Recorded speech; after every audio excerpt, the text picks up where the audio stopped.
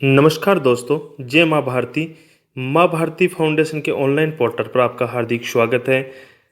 आप हमारे चैनल को लाइक व सब्सक्राइब करने के लिए अपने मोबाइल सेट से यूट्यूब चैनल पर जाकर के माँ भारती फाउंडेशन जोमनेर के नाम से हमें सर्च कर सकते हैं और सब्सक्राइब के बटन को क्लिक करके बेल आइकन को शुरू करके आप हमसे रेगुलर जुड़ सकते हैं। आप हमें प्ले स्टोर या गूगल पे माँ भारती फाउंडेशन जोबनेर के नाम से भी सर्च कर सकते हैं। माँ भारती jobnet.com के नाम से भी सर्च कर सकते हैं। आज दोस्तों हम आपके सामने 10th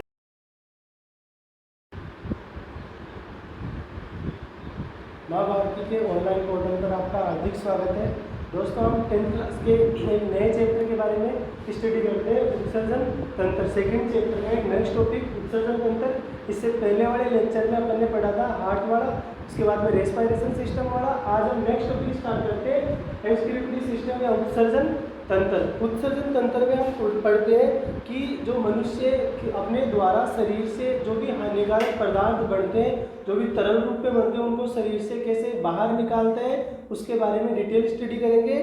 तो सबसे पहले अपन बात करते हैं उत्सर्जन तंत्र के अंदर भाई कौन कौन से तत्व जो अपन उत्सर्जित करते हैं। भाई शरीर के अंदर उपापचय क्रियाएं होती है, हमारे शरीर के अंदर उपापचय क्रिया होती है। उपापचय क्रियाओं के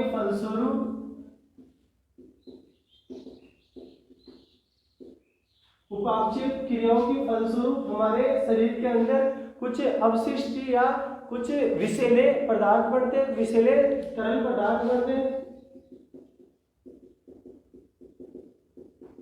विषैले तरल पदार्थ बनते हैं,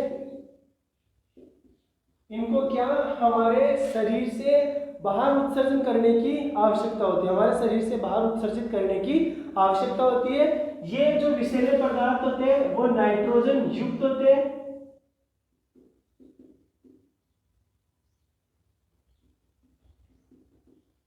नाइट्रोजन युक्त होते हैं। अब ये कौन कौन से होते हैं जो विषैले पदार्थ? अब सबसे पहले आता है अमोनिया, दूसरा आता है यूरिया, तीसरा आता है यूरिक अम्ल। जैसे जैसे अलग अलग अपन जगह पे जाएंगे वैसे वैसे अलग उत्सर्जित पदार्थ निकलेगा। जैसे कि अगर अपन अमोनिया की बात करें तो ये सर्वाधिक जहरीला तरल पदार्थ होता है, सर्वाधिक जहरीला होता है, मतलब इसके अंदर विष की मात्रा सर्वाधिक पाई जाती है। ये कौन से जंतु करते हैं? इसका स्त्रावण कौन से जंतु करते हैं? इसका स्त्रावण जैसे कुछ जलीय जीव, जलीय मछलियां, जलीय कीट, जलीय जीव करते हैं, जलीय जीव करते हैं। और कौन करता है इसका? उपास्थि मछलियां करती है। उपास्थि मछलियां जलीय जीव इसका उत्सर्जन करते हैं और उपास्थि मछलियां इसका उत्सर्जन करते हैं। जो अमोनिया होता है ना, अमोनिया, इसके बारे में बात करते हैं अपन। अमोनिया के स्त्रावण के लिए, अमोनिया के स्त्रावण के लिए अपने को सर्वाधिक क्या, अपने को सर्वाधिक जल की आवश्यकता होती है।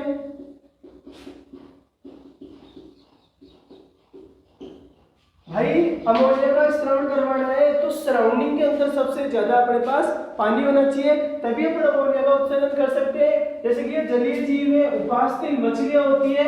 उपास्थि मछलियां ये किसका स्त्रावण करती है? किसका स्त्रावण करती है? अमोनिया का। इस प्रकार के जीवों को बोलते हैं अमोनियोत्सर्ग।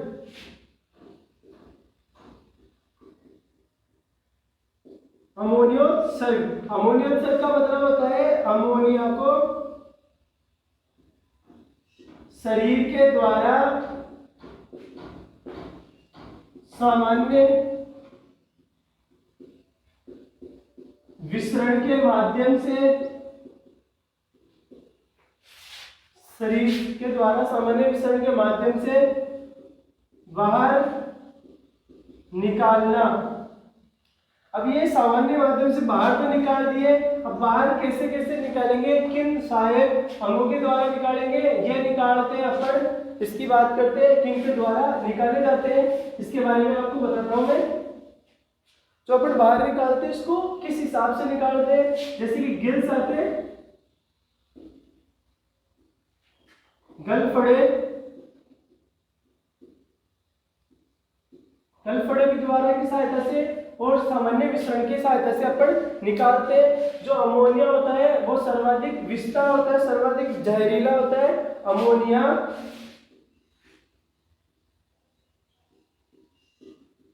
अमोनिया सर्वाधिक जहरीला होता है।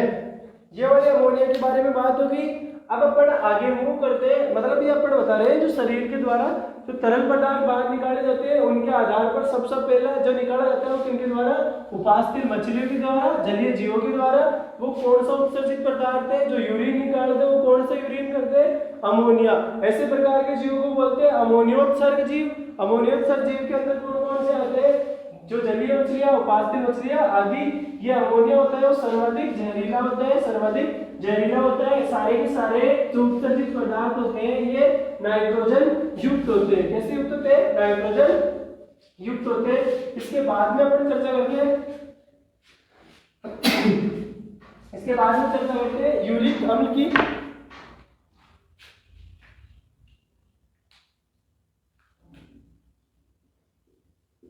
यूरिक अम्ल, ये यूरिक अम्ल होता है, ये भी नाइट्रोजन उत्पन्न होता है। कौन सा उत्पन्न होता है, नाइट्रोजन डेरिवेटिव, नाइट्रोजन उत्पन्न होता है, N2 उत्पन्न होता है। यूरिक अम्ल नाइट्रोजन उत्पन्न होता है। अब इसका काम क्या है, इसको भी कौन कौन से जीव स्त्रावण करते हैं, जो यूरिक अम्ल का स्त्रावण करते हैं इसके लिए जल की कम आवश्यकता होती है। जल की तो आवश्यकता होती है लेकिन कम होती है अमोनिया की तुलना में। जो इसके अंदर जीव आते हैं वो आती है जलीय मछलियां, जलीय मछलियां आ गई, जलीय मछलियां आ गई। और कौन से आ गए, उभयचर आ गए, उभयचर आ गए। वो कौन से, यूरिक अम्ल का उत्सर्जन करते हैं, यूरिक अम्ल का उत्सर्जन कहते हैं। ऐसे जो प्राणी होते हैं उनको क्या बोलते हैं, यूरियोत्सर्जी प्राणी, यूरियोत्सर्गी, यूरियोत्सर्जी या बोलते हैं इनको यूरियोटेलिक।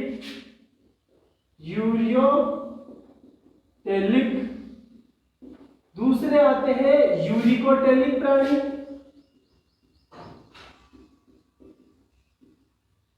जो इनको ये स्त्रावण के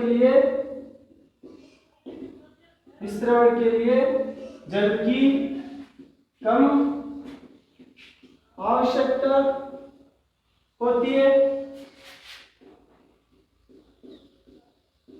स्त्रावण के लिए जल की कम आवश्यकता होती है। अब इनको स्त्रावण के लिए जल की कम आवश्यकता होगी तो ये क्या करेंगे, स्त्रावण के लिए जल की कम आवश्यकता होगी तो अब जल की कम आवश्यकता तो इनको प्राप्त हो रही है तो ये किसका स्त्रावण करेंगे, यूरिकोटेलिक या यूरिक एसिड का स्त्रावण करेंगे।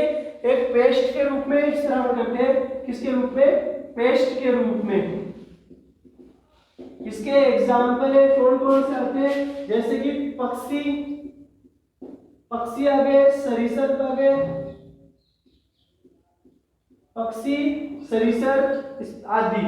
अब फिर बाद में करते हैं जो यूरिया उत्सर्जी, जो यूरिया का उत्सर्जन करते हैं उसके बारे में बात करते हैं।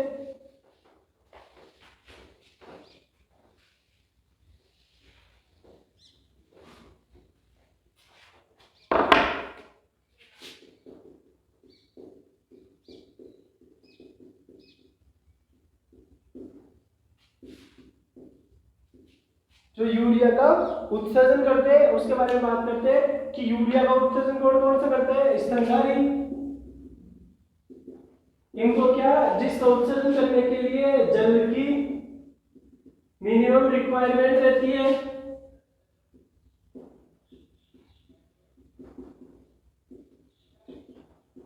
कम आवश्यकता होती है।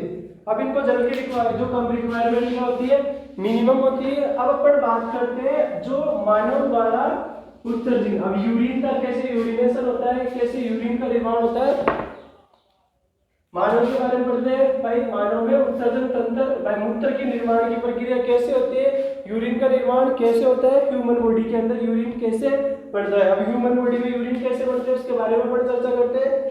जो हमारे यहाँ पर किडनियां पाई जाती है,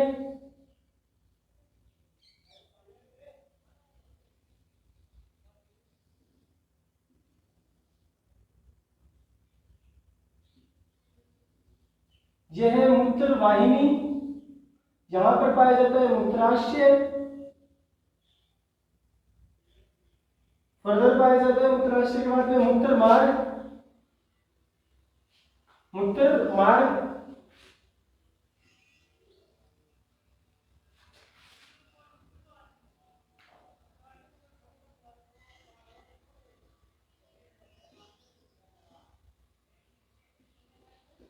ये पाई जाती है धमनियां और शिराएं यहां पर।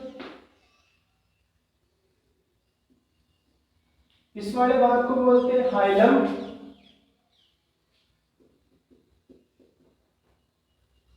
इस वाले भाग को बोलते हैं हाइलम।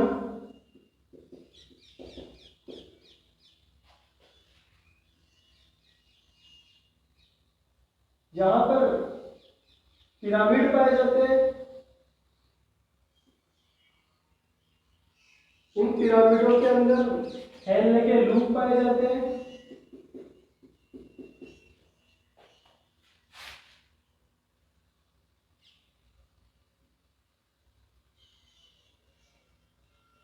इन पिरामिडों के अंदर हेलने के लूप पाए जाते हैं, हेलने के लूप पाए जाते हैं। यहां से जो ये वाला भाग होता है इसको बोलते हैं हाइलम, क्या बोलते हैं, हाइलम बोलते हैं। इनको बोलते हैं पिरामिड, वृत्त पिरामिड। ये वाला जो भाग होता है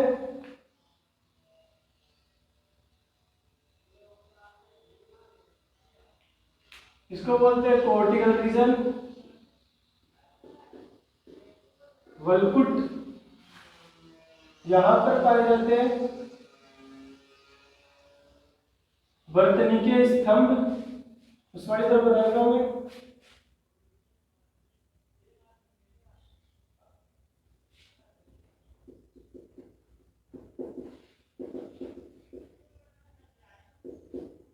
स्तंभ, ये वाले पिरामिड, ये वाले वलकुट, वलकुट कोर्टेक्स हो गए। ये वाली होगी मूत्र वाहिनी, मूत्र वाहिनी होगी। ये हो गया मूत्राशय, ये क्या हो गया, मूत्राशय हो गया, मूत्र वाहिनी होगी। फिर बाद में ये वाला मूत्र मार्ग, ये मूत्र मार्ग, ये मूत्राशय छिद्र,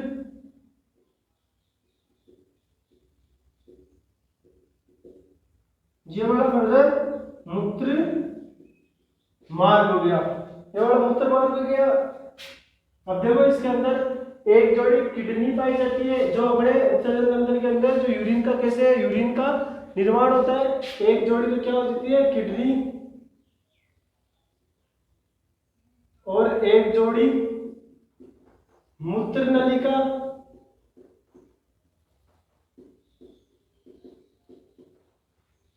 मूत्र नलिका पाई जाती है। ये यहां से निर्माण होगा मूत्राशय का, मूत्राशय का निर्माण होने के बाद में यहां से मूत्र वाहिनी द्वारा इसमें आएगा। मूत्राशय जैसे इसमें पहुंचेगा, यहां पर संवेदांग होते हैं,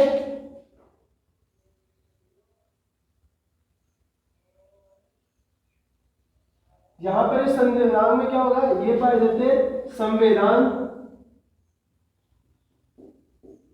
इन संवेदांगों में जैसे ही मूत्राशय में मूत्र भर जाएगा, मूत्र भरने के पश्चात ये क्या फैलने लग जाएंगे, विसरित होने लग जाएंगे। तो यहाँ से विसरित होने से यहाँ से इंपल्स जाएंगे, वो सीधे जाएंगे माइंड के अंदर, वहां से फिर वो कंट्रोल करवाएगी अपने को यूरिनेशन की प्रक्रिया करनी है, यूरिन को मूत्र को विसर्जन करना है। ये वाली होगी अंतःछिद्र, ये वाला होगा बाह्य छिद्र। जो अंतःछिद्र होता है, अंतःछिद्र होता है वो अनैच्छिक होता है। मूत्राशय का जो अंतःछिद्र छिद्र होता है वो अनैच्छिक होता है, और जो बाह्य छिद्र होता है वो ऐच्छिक होता है, ऐच्छिक होता है। तभी आपने सुना होगा कि ये वाला कैसा होता है कि ये वाला तो ऐच्छिक, ये वाला अनैच्छिक है, ये ऐच्छिक है। लेकिन जो 5 साल से छोटे बच्चे होते हैं उनके अंदर क्या इनका कंट्रोल नहीं रहता बाह्य वाले छिद्र पर, इसी कारण वो कहीं पे भी यूरिनेशन की प्रक्रिया कर सकते हैं। अब इसके बाद में देखते हैं अपन जो वृक्क है इसके अंदर वक्राणु पाए जाते हैं जिन्हें बोलते हैं नेफ्रॉन। इसके बारे में चर्चा करते हैं कि कैसे यूरिन का निर्माण होता है।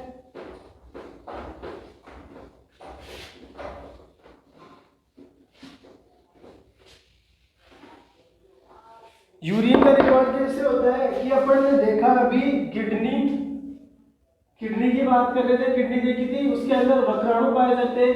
यहाँ पर कुछ ऐसा पाया जाता है,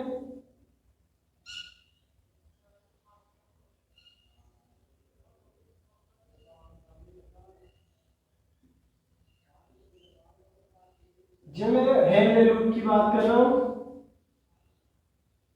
ये वाला हेनले लूप,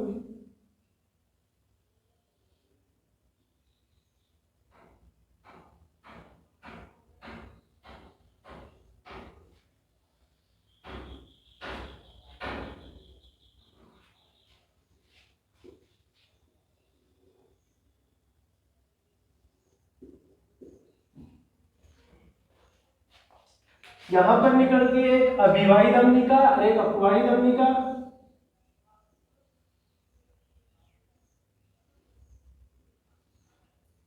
ये वाला होता है इसका डायामीटर चौड़ा होता है, इसे बोलते हैं अभिवाही धमनी, अपवाही धमनी, इसे बोलते हैं ग्लोमेरुलस। यहाँ पर पोडोसाइट कोशिका पाई जाती है जिनके द्वारा ये मूत्र का क्या होता है निस्यंदन होता है, छड़ता रहता है। यहाँ से जो यूरिन ब्लड आएगा, ब्लड से जो छोटे छोटे कण है वो यहाँ पर छड़ जाएंगे, छड़ने के बाद में फिर बाद में आगे चले जाएंगे। अपवाही धमनिका छोटी होती है और अपवाही धमनिका का डायमीटर थोड़ा चौड़ा होता है। ये वाला इसकी बात करें तो इसको बोलते हैं समीपस्थ कुंडलित नलिका, शॉर्ट में बोलते हैं इसको पीसीटी, प्रोक्सिमल कोन्वोल्यूटेड ट्यूब्यूल, इसको बोलते हैं डीसीटी, इसको बोलते हैं दूरस्थ कुंडलित नलिका, दूरस्थ कुंडलित नलिका। ये वाला जो भाग है इसको बोलते हैं लूप ऑफ हेनले, हेनले की भुजा।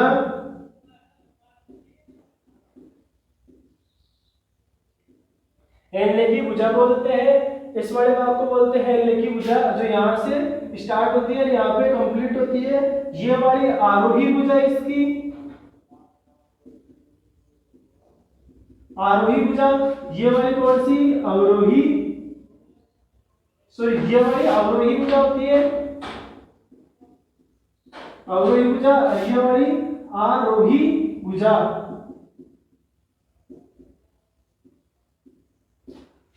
ये वाली अवरोही भुजा, ये वाली आरोही भुजा होती है। इसके जो नीचे जाती है वो अवरोही, आरोही मतलब जो ऊपर आरोहण होता है इसको आरोही भुजा बोलते हैं।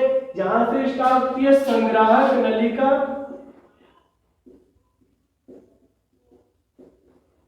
ये कौन सी है संग्राहिक नलिका, इसे बोलते हैं ग्लोमेरुलस।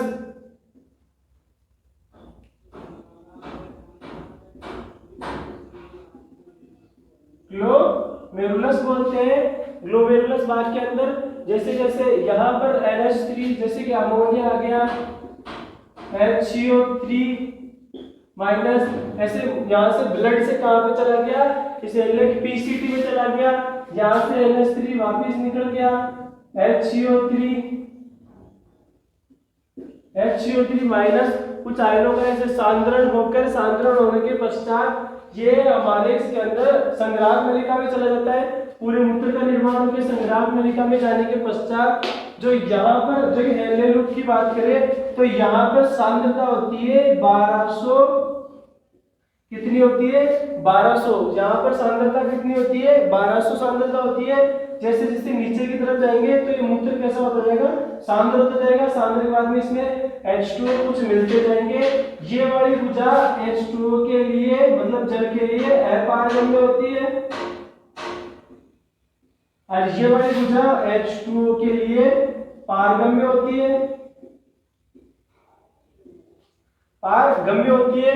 जैसे जैसे मूत्र का निर्माण होता जाएगा हेनले लूप के अंदर, मतलब ये जो मैंने किडनी बनाई थी आपने देखा होगा,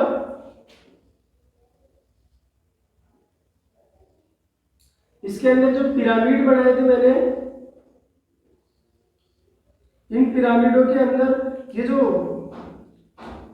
बनाई थी लाइन लाइन सी, इनकी संख्या होती है 10 लाख। कितनी होती है 10 लाख, 10 लाख होती है। ये 10 लाख होती है इनकी संख्या। ये क्या करता है 10 लाख संख्या होती है जो कैसे होती है, किसी एक का मैं व्यू दिखा रहा हूं आपको, ये वाली लाइन है ना, इस एक का व्यू दिखा रहा हूं मैं आपको।